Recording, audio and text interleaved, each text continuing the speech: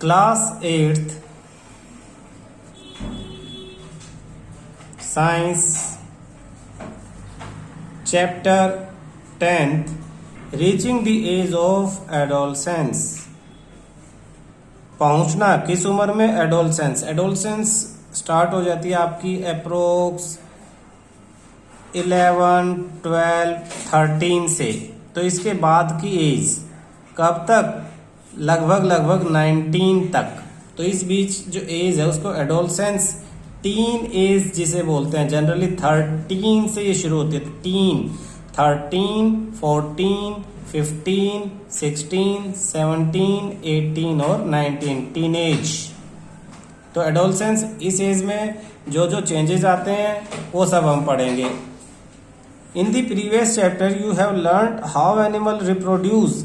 आपने पिछले चैप्टर में पढ़ा कि एनिमल कैसे रिप्रोड्यूस करते हैं। It is only after growing up to a certain age. अच्छा, रिप्रोडक्शन हमने पढ़ा था कि ऐसा नहीं है कि किसी भी एज में रिप्रोड्यूस करते हैं। जब कोई एनिमल किसी पर्टिकुलर एज तक ग्रो अप करता है, बड़ा होता है, और उसके बाद वो रिप्रोड्यूस करना स्टार्ट करता है।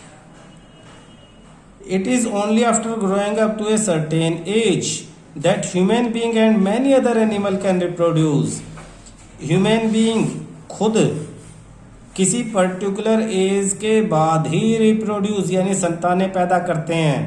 बाकी एनिमल भी ऐसा ही करते हैं। वो पहले खुद पैदा होते हैं, फिर बड़े होते हैं और पर्टिकुलर एज के बाद उनको संतान पैदा होती हैं। Why can human reproduce only after a certain age?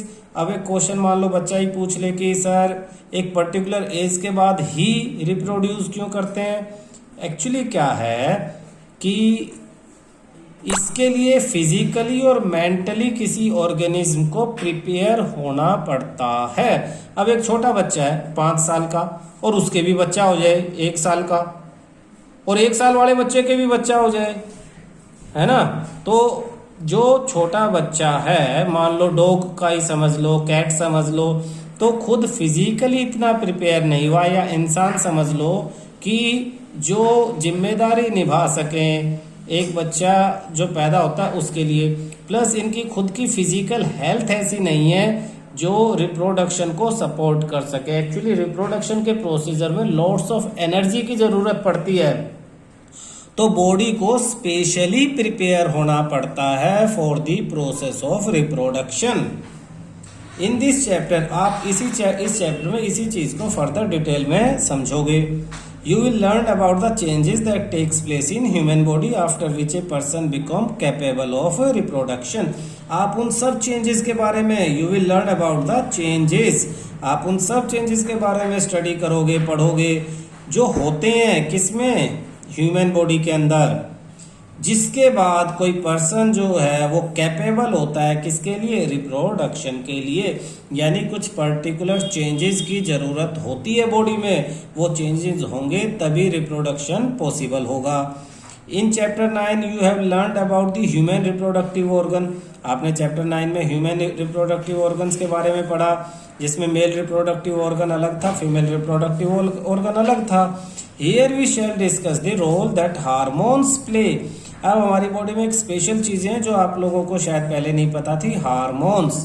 तो हार्मोन जो है वो स्पेशल रोल प्ले करते हैं इन चेंजेस के लिए that make a child grow into the adult, जिनकी वजह से एक जो बच्चा है वो एक बड़े फॉर्म में कन्वर्ट होता है। बच्चा बड़ा होगा, कैसे होगा? हार्मोनल चेंजेस आएंगे। अब किसी की हाइट कोई छोटा था और वो बड़ा हो गया, तो इसका मतलब क्या है? उसके अंदर जो ग्रोथ हार्मोन्स था उसकी वजह से वो बड़ा हुआ। हमारी बॉडी जो भी रिस्पॉन्ड करती है, ग्रोथ करती है, तो किसकी वजह से? हार्मोन्स की वजह से। हर चीज के लिए हमारी बॉडी के अंदर हार्मोन्स रिस्पॉन्सिबल। आप हंसते हो, रोते हो, दुखी होते हो, ठीक है, कुछ सोच रहे हो, घबरा जाते हो, बड़े हो रहे हो, ठीक है, वो सब किसकी वजह से? हार्मोन्स। लड़के बड़े हुए, उनके मूछ दाढ़ी आ गई है, तो किसकी वजह से? हार्मोन्स की वजह से। तो फिजिकल, लड़कों की आवाज बाद में हार्श हो जाती है, pitch high, low pitch, high pitch, pitch change हो जाती है, बचपन में लड़के और लड़कियों की आवाज़ लगभग सेम रहती है, लेकिन एक पर्टिकुलर एज के बाद लड़कों की आवाज़ में चेंजेस आ जाते हैं। तो ये सब किसकी वजह से? हार्मोन्स की वजह से। हम इन्हीं चेंजेस को, इन्हीं हार्मोन्स को अब स्टडी करेंगे कि हार्मोन कौन कौन से हैं और ये किस चीज़ के लिए रिस्पॉन्सिबल होते हैं। अच्छा, ये सब हो क्यों रहा है? ये सब इसलिए हो रहा है ताकि नेचर के अंदर कोई भी स्पीसीज एग्जिस्ट कर सके। कोई भी स्पीसीज एग्जिस्ट करने का मतलब क्या है? रिप्रोडक्शन में हमने पढ़ा, मान लो डॉग है और वो डॉग आगे रिप्रोड्यूस ना करें तो 10, 15, 20, 25, 30 साल के बाद सारे डॉग तो खत्म ही हो जाएंगे। तो नेचर में बने रहने के लिए, नेचर में किसी भी ऑर्गेनिज्म को, किसी भी स्पीसीज को बने रहने के लिए रिप्रोडक्शन की ज़रूरत है। और अभी अभी हमने कुछ लाइनों में ही पढ़ा कि रिप्रोडक्शन के लिए स्पेशल जो है वो बॉडी फिटनेस की ज़रूरत होती है, यानी बॉडी को ग्रोथ की ज़रूरत है। तो बॉडी को ग्रो कराना है। अभी हार्मोन्स क्या करेंगे? ये बॉडी को ग्रो कराएंगे और ये बॉडी को कैपेबल करेंगे ताकि रिप्रोडक्शन हो सके। रिप्रोडक्शन किस लिए? ताकि वो स्पीसीज नेचर में एग्जिस्ट कर सके, इंसान बने रहें, तो इसलिए रिप्रोडक्शन जरूरी है। और रिप्रोडक्शन के लिए बॉडी का कैपेबल होना जरूरी है। और ये कैपेबल की होने की जिम्मेदारी को कौन निभाता है? हमारी बॉडी के अंदर पर्टिकुलर हार्मोन्स हैं जो हमें तैयार करते हैं एक पर्टिकुलर एज में रिप्रोडक्शन के लिए। टॉपिक देखो, एडोलसेंस एंड प्यूबर्टी। एडोलसेंस अभी अभी मैंने बताया था, एक पर्टिकुलर एज, ठीक है। बूझो was celebrating his 12th birthday. मैंने बताया ना 11, 12, 13 सब में एक पर्टिकुलर उम्र नहीं होती कि एग्जैक्ट ये वाला बर्थडे आ गया तो ये एज आ गई, ऐसा नहीं है। किसी में पहले और किसी में बाद में ये एज आती है एडोलसेंस की। Boojho was celebrating his 12th birthday after his friends left. जब बूझो के फ्रेंड चले जाते हैं, Boojho and Paheli begin chatting with their parents. Boojho और पहेली अपने पेरेंट्स के साथ बातें करना शुरू करते हैं। पहेली studies in an all girls school. अब पहेली कौन से स्कूल में पढ़ती है? ऑल गर्ल्स स्कूल, मतलब सिर्फ लड़कियां ही उसके स्कूल में है, लड़के नहीं है, कोएड नहीं है। तो जो स्कूल सिर्फ लड़कियों का होता है उसके लिए इस शब्द इस्तेमाल किया जाता है, all girl school. She started laughing, वो हंसना शुरू कर देती है। She remark that many of Boojho school friends, वो कहते हैं बूझो जो उसका भाई है पहेली का, कि भाई बूझो के जो बहुत सारे दोस्त जो आए थे, whom she met after year, जिन्हें वो लगभग 1 साल बाद मिली, 1 साल पहले मिली थी और अब उसके बर्थडे पे 1 साल बाद मिली। Had suddenly shot up in heights, अचानक उनकी हाइट बढ़ गई है। यानी जो लड़की थी उसका भाई 12 साल का हो गया, उसके बर्थडे पे दोस्त आए तो उसने देखा रे पिछले साल तो सबकी हाइट छोटी छोटी थी, इस साल तो अचानक इन सबकी हाइट बढ़ गई है। Some of them were looking very funny, और कुछ तो बहुत उन शक्लें देख के उन पे हंसी आ रही थी, बड़े मजाकिया दिखाई दे रहे थे। क्यों? क्योंकि hairy line above there lips, उनके होठों के ऊपर, लिप्स के ऊपर जो है वो हल्के हल्के हेयर्स आ गए थे। मूछें आई नहीं थी, कुछ बाल आ गए थे, हेयर्स आ गए थे, बस निशान से आ गए थे, छोटे छोटे ब्राउन कलर के। हर मदर एक्सप्लेन दैट, अब उसकी मम्मी कहती है भाई इसमें हंसने की तो कोई बात नहीं है। बॉयज हैड ग्रोन अप, बच्चे बड़े हो रहे हैं। तो बड़े होने की क्या पहचान है? एकदम से हाइट बढ़ जाएगी और फेस के ऊपर सबसे पहले, होठों के ऊपर, लिप्स के ऊपर मूंछों के बाल आने शुरू होंगे। ये जो होते हैं लिप्स, इनके ऊपर यहाँ हल्के हल्के हल्के हल्के बॉयज के इस एज में ये हेयर्स आने शुरू हो जाते हैं। Growth begins from the day one is born, जब आप पैदा होते हो उसी दिन से आपकी ग्रोथ शुरू होती है। भाई पहले दिन से ही ग्रोथ आपकी हो रही है, आप हर दिन बढ़ते हो। But upon crossing the age of 10 और 11, लेकिन लगभग 10 साल और 11 साल की उम्र क्रॉस करने के बाद अचानक there is sudden spurt in the growth, जो ग्रोथ है वो एकदम से ज्यादा बढ़ जाती है। विच बिकेम नोटिसेबल, और इतनी बढ़ जाती है कि उसको नोटिस किया जा सके। लोग देख के कहे अरे तुम तो बड़े हो गए हो, तो लोग नोटिस करने लग जाते हैं बच्चों को। The changes taking place in the body are part of growing up, और इससे क्या होगा? चेंजेस बॉडी के अंदर जो लुक्स है उसके अंदर भी चेंज आएंगे।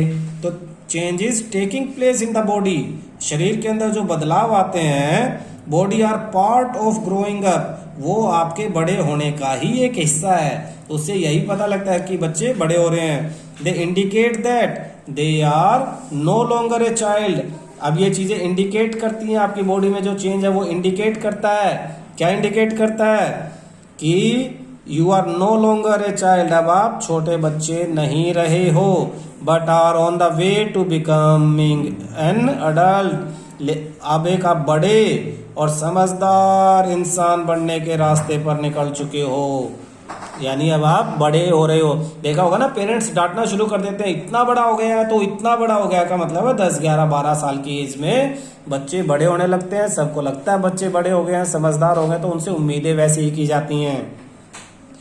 अब ये कह रहा है I wonder how long this period marked by the changes in the body will last. कहता है कैसे पता लगे कितना लंबा पीरियड है कि चेंजेस हमारे चलते रहें। It is a strange period of life when you are neither a child. अब कह रहा है कि भाई ये तो बड़ी अजीब सा समय है जब आप ना तो बच्चे होते हो और ना ही बड़े होते हो। तो ये जो एज मैंने अभी टीन एज बताई, इसमें ना तो आप बच्चे रहे क्योंकि अब आप बड़े हो रहे हो, रास्ते में हो, और ना ही आप पूरी तरह से बड़े हुए हो। I wonder whether this period between childhood and adult. अब चाइल्डहुड यानी बचपने में और अडल्टहुड यानी बड़प्पन, बड़े हो गए हो, तो बड़े और बचपन की जो उम्र है उसके बीच का ये पीरियड है। कहते हैं इसको नाम क्या दें। Growing up is a natural process. बड़ा होना क्या एक नेचुरल प्रोसेस है, ये तो नहीं कोई स्विच ऑन करता है कि हो चल कल से तू बड़ा हो जा। द पीरियड ऑफ लाइफ, ये हमारे जीवन का एक हिस्सा है। When the body undergoes changes, जब हमारे शरीर में बदलाव आते हैं। लीडिंग टू रिप्रोडक्टिव मैच्योरिटी, और हमारा शरीर रिप्रोडक्टिव मैच्योरिटी यानी वो समझ, वो कैपेबिलिटी एक्वायर करना शुरू करता है जो रिप्रोडक्शन के लिए जरूरी है। उसी पीरियड को एडोलसेंस कहते हैं। उसी पीरियड को क्या कहेंगे, एडोलसेंस। तो यहां से आप इसके आंसर को मार्क कर सकते हो। What is adolescence.